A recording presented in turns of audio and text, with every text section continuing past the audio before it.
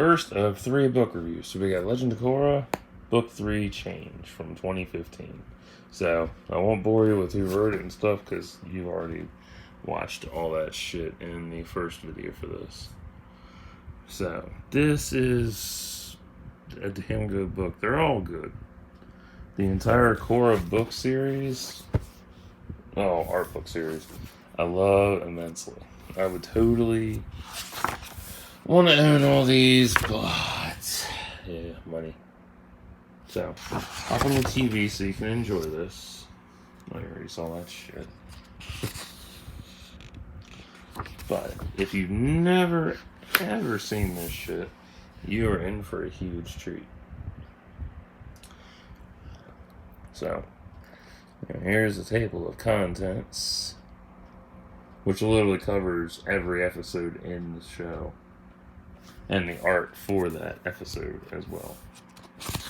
This is about 184 pages worth, so that's fun. There's 2-page spreads, multi-spreads.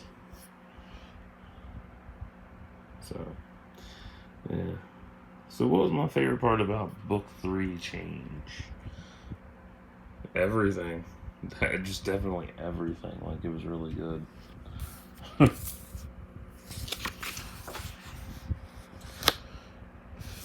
Oh my.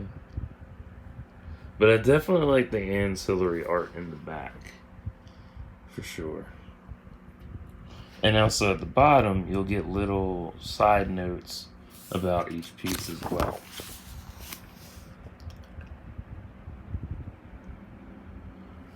So, just a heads up. It's either at the bottom or in between the little pieces.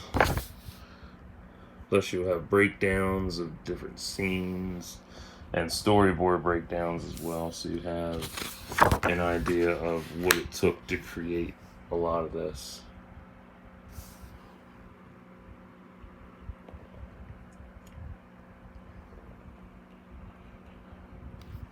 It's pretty mesmerizing how much they brought shit to life and how they did it. Like, they break down different parts. They break down everything just about, so you understand the process and what it took to make it. If you're a dedicated art fan, this is definitely up your alley. If not, totally understandable. Like here, they're breaking down Zahir's escape, which is pretty amazing. I fucking love that.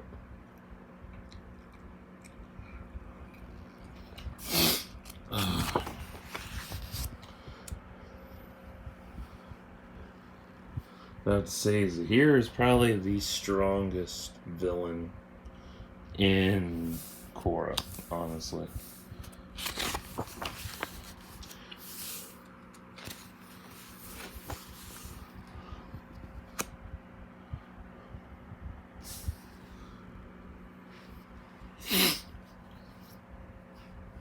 And his band of buddies are pretty fucking unique themselves.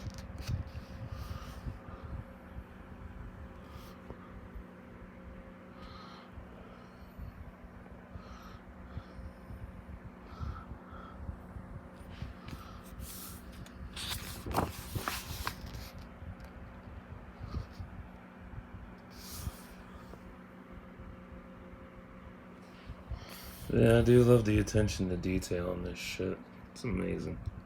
That would be my fan blowing the page.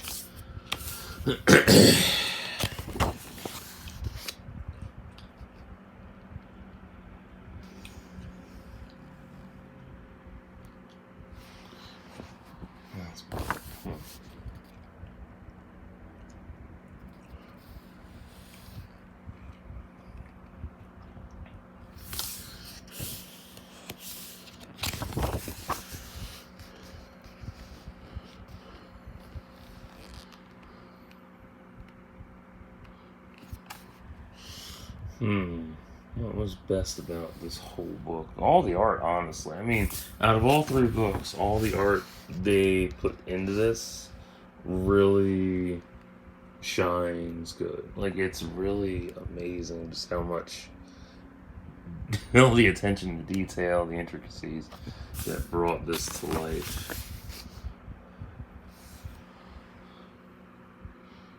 Because back then, I don't think they put out art books for stuff. Because I don't think there was a huge market on it. Because most of the time, the art was always held by the studio and whatnot, and the artists themselves, so they never really released it, I don't think. I could be wrong, but you never know. Chibi time. Oh, these chibi faces are funny. Oh, Babu.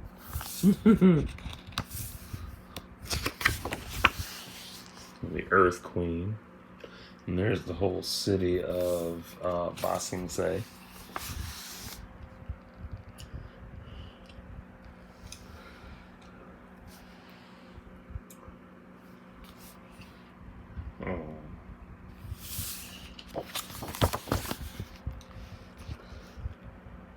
I say they really captured the I'm trying to think how the word is. They really captured the slums aspect, and also the I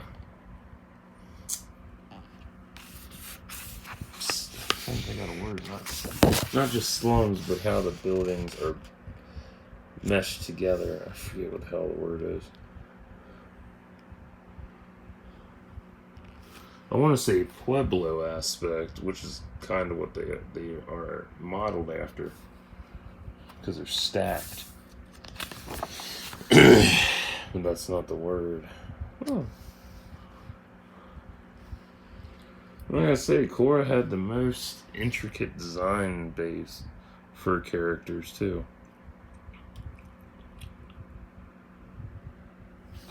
Really enjoyed that.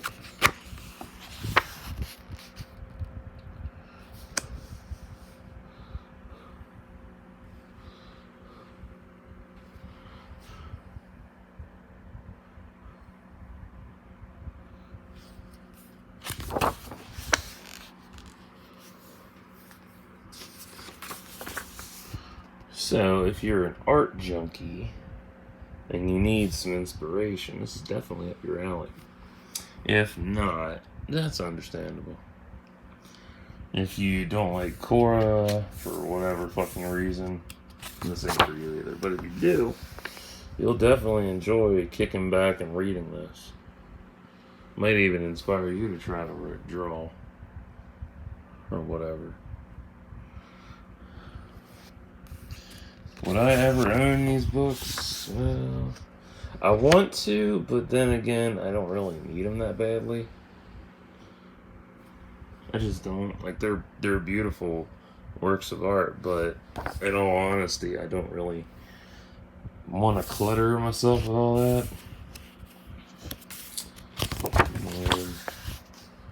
Fucking pages don't want to peel like they should. But still, I love good art.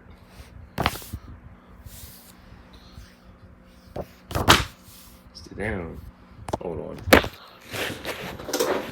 There. That takes care of that fucking problem. Stupid fan. I love the Metal Clan. That was one of the best episodes, I think, with the Beifong estate.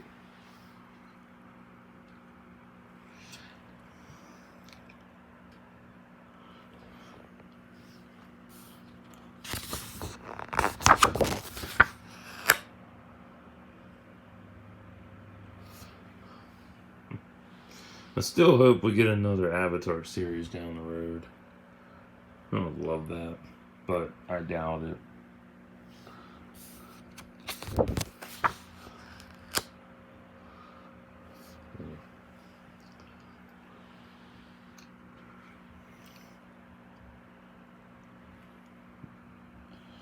I kind of wish they would just do an art book that had all the animals in it. Just like a whole wildlife book of Avatar. That'd be dope as shit. Because, man, they had a lot of fucking creatures that deserve to be covered in a wildlife guide for Avatar and Korra. God, look at that line art. That's the kind of shit I like, because that really gets you good detail, introspect.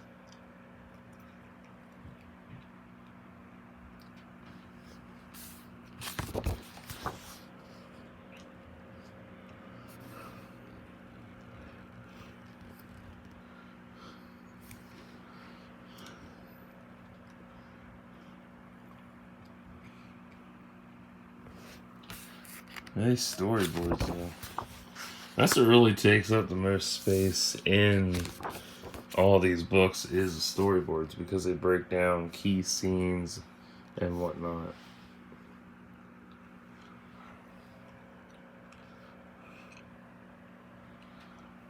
Which is nice.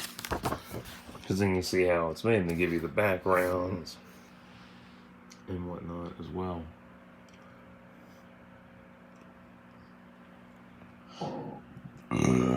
Oh, that's one.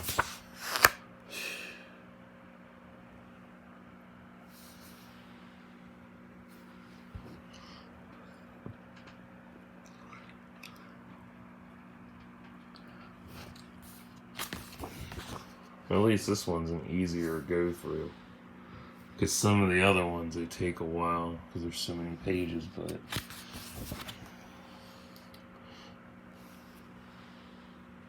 at least it's not like the previous ones I've done where it took me like half an hour to get through it.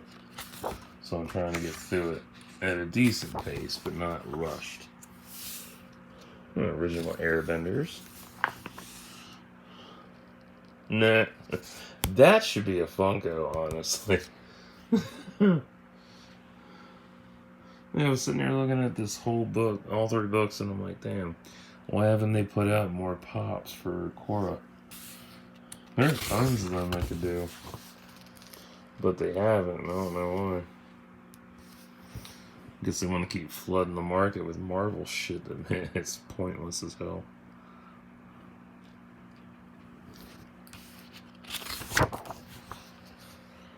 Air Temple Island. Pretty.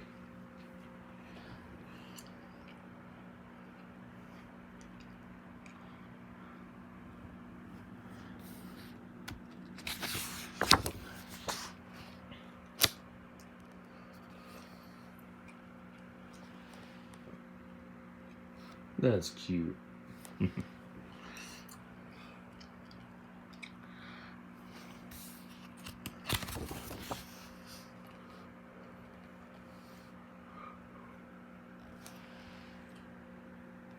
Wouldn't mind having a Korra coloring book, that's for sure.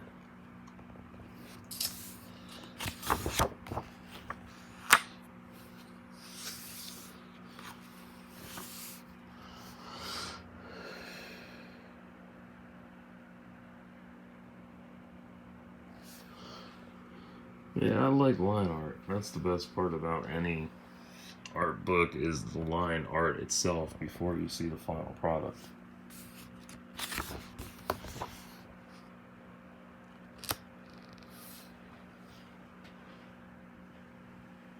Because there's a painstaking task of getting the rough lines done, then doing the final lines, and then inking into the final product. And then coloring and all that shit. And it can be a drain, but it's fun.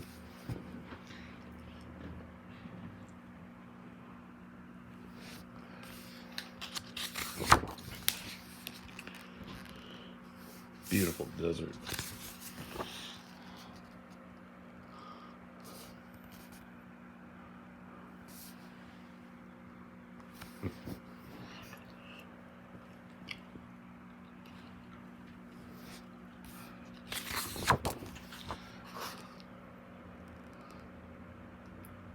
I like how a lot of these had a lot of muted palettes to it.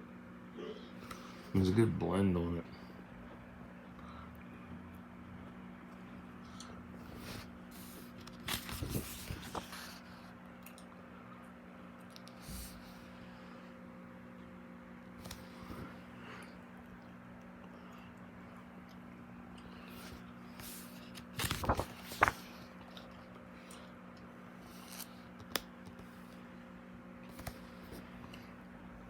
trees look gorgeous.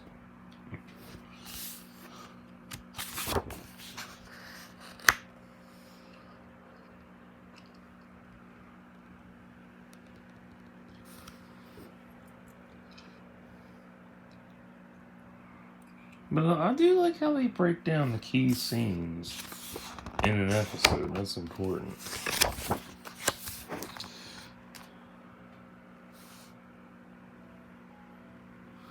Whereas some of them don't even do that. They just give you the art, which is nice too. But it would be nice to have, you know, full breakdowns and some stuff. But that's just me.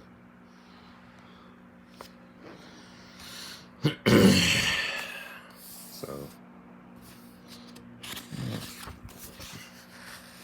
my only beef is some of these pages don't want to unfold like they should, or not unfold, peel apart like they need to.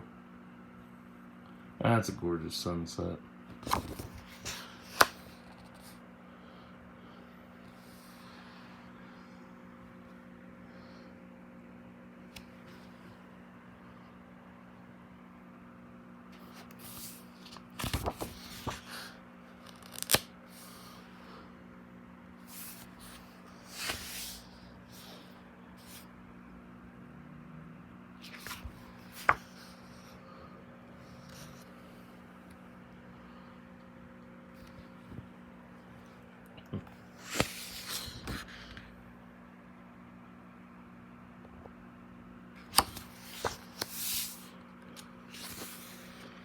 I'd have to say Change is probably the best season of Korra, and also the second darkest season of Korra, to be honest.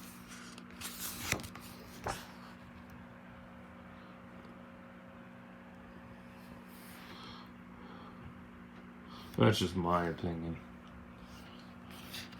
And I've already done my ranking of the enemies throughout the series, so.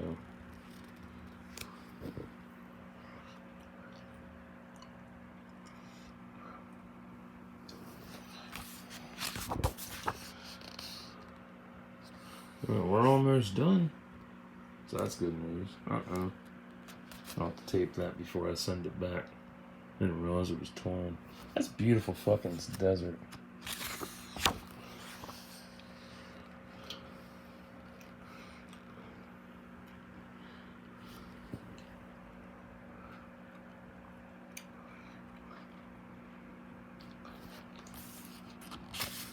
I gave him a hickey.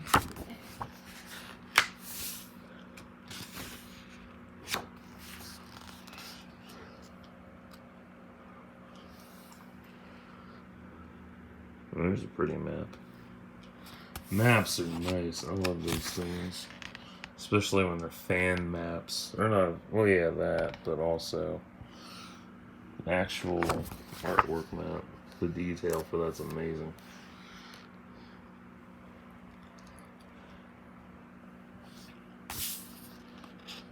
Come on. Whoa. 2-page spread. That's cool. That's a good coloring page right there.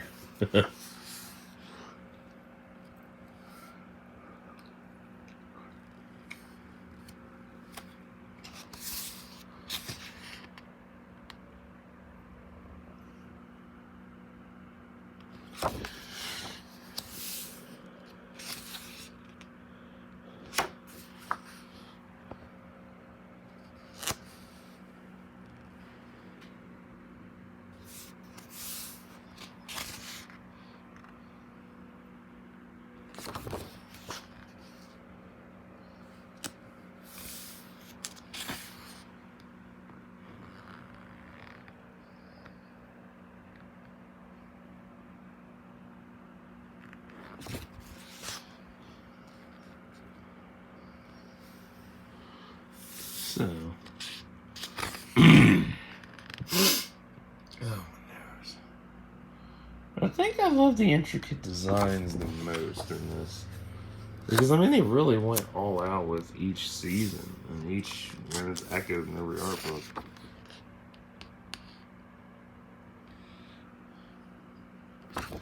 I mean, they took such great care in building all this shit, and it looks so damn good in the final product that you can't believe they actually made it.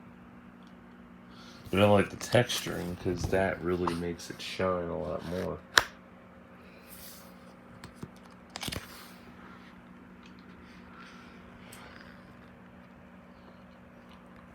I'm definitely say change is much more cerebral versus spirits and air and balance, honestly.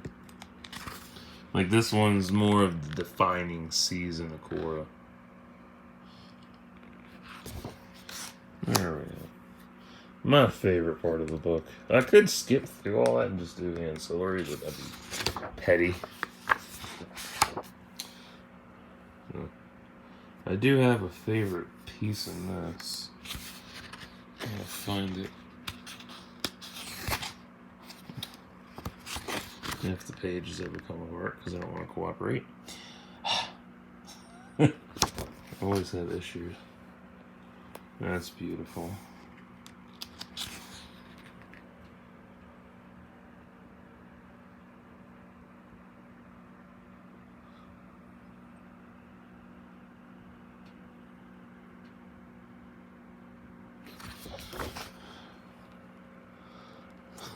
This.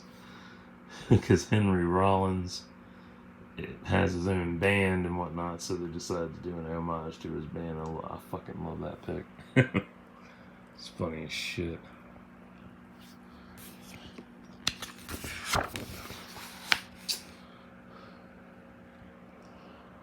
No, ask Korra. So, that is the end of Change. So, stay tuned. I'll be back with another one.